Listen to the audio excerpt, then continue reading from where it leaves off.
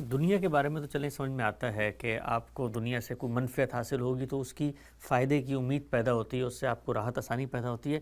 خدا کے تعلق میں اللہ تعالیٰ تو اس کو ظاہری بات ہے تسلیم کر کے بیان کر رہے ہیں اور یہ انسان کی فطرت کے مطابق ہے، لیکن بعض لوگ سوال بھی اٹھاتے ہیں مطلب کیا ہم تو خدا کو خدا وہ ہے اور اس خوف سے کہ وہ خدا ہے مانتے ہیں، کیا اگر ہم اس کو مقصود اپنی راحت یا جنت کی طلب یا وہاں پر کامیابی بنا لیں تو لگتا ہے کہ مقصد تھوڑا منفعت پر مبنی ہو گیا، ٹینجیبل فائدہ ہم حاصل کر رہے ہیں۔ خدا کا تعلق تو ان سب چیزوں سے ماورا ہونا چاہیے نا؟ نہیں، دیکھیے بات یہ ہے کہ خدا کا تعلق انسانی سطح پر اس سے ماورا ہو ہی نہیں سکتا،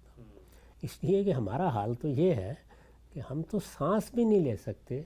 جب تک کہ اطمینان نہ ہو کہ اگلا سانس آ جائے گا۔ تو اس وجہ سے اپنی احتیاج کو دیکھنا چاہیے،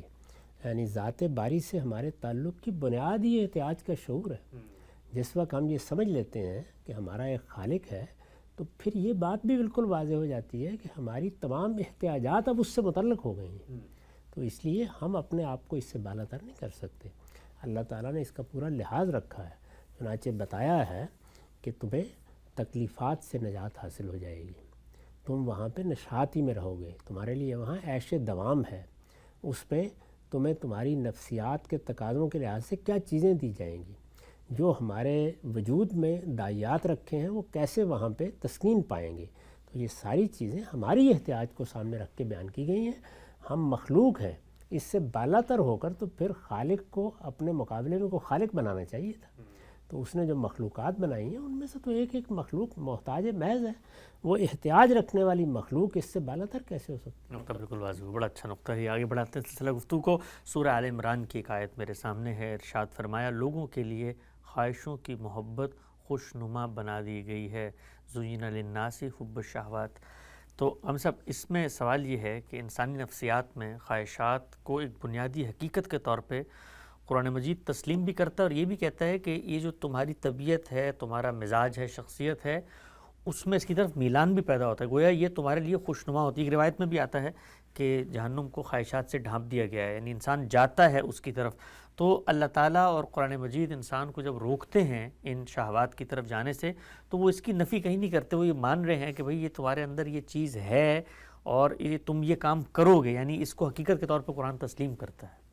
یہ تو انسان کی شخصیت ہے ہی ایسی، یعنی اگر اس کے اندر شہوات نہیں ہے تو پھر اس کے لیے امتحان ہو ہی نہیں سکتا۔ امتحان اسی لیے ہے کہ اس میں جذبات بھی ہیں، رغبات بھی ہیں، شہوات بھی ہیں، یہ ساری چیزیں اس کے جسمانی تقاضے بھی ہیں، اس کے روحانی تقاضے بھی ہیں۔ ان سارے تقاضوں کو سامنے رکھ کر جو انسان اللہ تعالیٰ نے بنایا ہے اس سے اس کے لحاظ سے وہ خطاب کرتا ہے اور یہ چاہتا ہے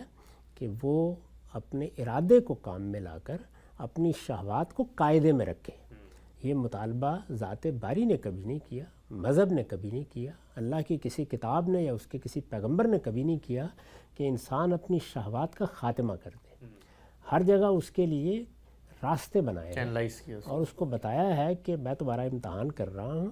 تم نے اپنے جذبات کو اس دائرے میں رکھنا ہے، خواہشات کو اس دائرے میں رکھنا ہے، شہوات کو اس دائرے میں رکھنا ہے، اس دائرے میں رکھ کر مجھے دکھاؤ، اس لیے کہ میں نے جس طرح تمہارے اندر یہ چیزیں رکھی ہیں اسی طرح تمہیں ارادہ دیا ہے، تمہیں عقل دی ہے، تمہیں مستقبل کو دیکھنے اور اس کے بارے میں اندازہ کرنے کی صلاحیت دی ہے، تمہیں معلوم سے نامعلوم کو اخذ کر لینے کی قوت دی ہے، تو اس لیے تم سے میری یہ توقع ہے کہ تمہیں جو کچھ دیا گیا ہے اس میں تم ٹھیک راستہ اختیار کرو گے۔ چنانچہ جو بنیاد ہے مذہب کی، دین کی، اس میں بھی دیکھیے کیا فرمایا ہے، نفس وما سواہا فالہمہا فجورہا وتقواہا، یعنی یہ تو ہمارے نفس کی تشکیل میں، نفس کی ساخت میں ڈال دیا گیا ہے کہ ہم حسن و قبح کا شعور رکھتے ہیں، اور حسن و قبح کے شعور میں ورثہ حسن ہے، یعنی یہ چاہتے ہیں کہ ہم خوبی کی طرف بڑھیں۔ اب ظاہر ہے کہ وہ خوبی دونوں پہلوؤں سے ہے، نیکی میں خوبی ہے، اچھائی میں خوبی ہے، لوگوں کے ساتھ حسن سلوک میں خوبی ہے، عدل میں خوبی ہے، انصاف میں خوبی ہے۔ اسی طریقے سے وہ چیزیں جو ہمارے لیے نظر نواز ہوتی ہیں ان میں بھی حسن ہے، جمال ہے۔ ایک پھول سے لے کر تمام مخلوقات پر نگاہ ڈال کے دیکھ لیجیے تو ہماری پوری شخصیت میں جو داعیات رکھے گئے ہیں ان کا لحاظ کر کے ذات باری نتیجہ بھی بیان کرتی ہے،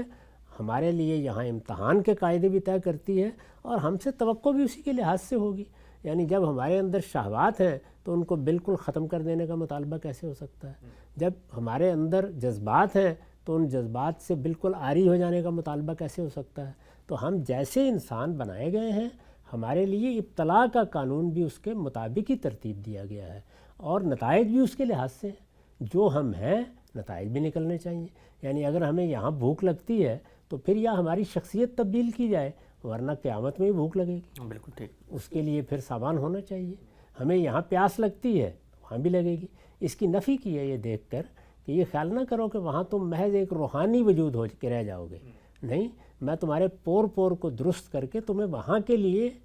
نئے نوامیس کے ساتھ ایک قالب عطا کروں گا، اور وہ قالب جو تمہیں عطا کروں گا، تمہارا جو اصل وجود ہے، تمہارا نفس، وہ اس قالب کے اندر ہی تسکین محسوس کرتا رہا ہے، تسکین محسوس کرے گا، اور اس قالب کے ساتھ میں تمہیں جنت میں داخل کروں گا۔ تو جب یہ صورتحال قرآن مجید نے واضح کر دی تو اب ظاہر ہے کہ اس قالب سے جو تقاضے پیدا ہوں گے وہ بھی بیان کرنے ضروری تھے، وہ پھر بیان کیے گئے۔